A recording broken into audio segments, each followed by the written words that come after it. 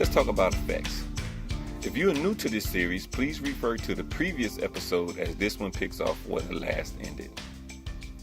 In our style sheet, place under the class image element a class image hover element with an attribute background color valued at green. In our style sheet, place under the class image element a class image hover element.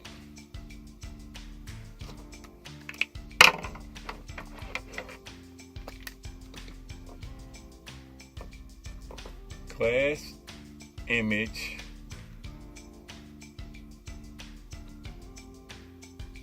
hover element with an attribute background color value of green.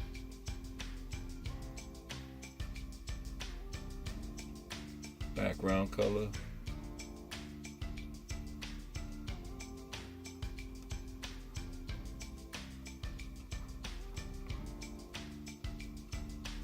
value green.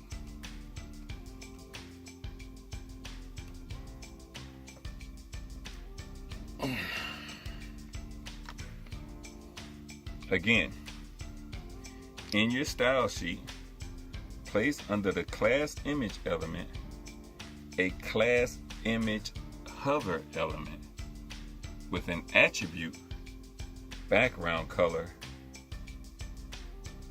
valued at green. Save, refresh, review.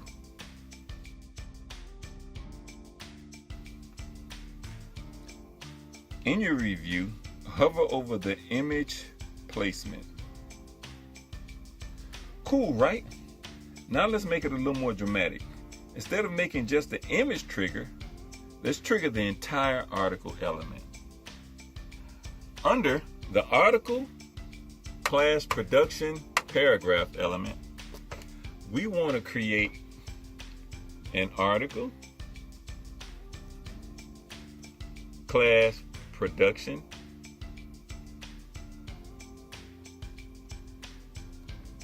hover paragraph element and give it the attribute color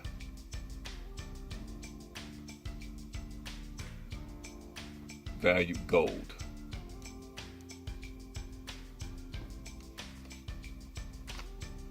Once again, in your style sheet, under the article class production paragraph element, we want to create an article class production hover paragraph element and give it the color attribute value gold. Save, refresh, review.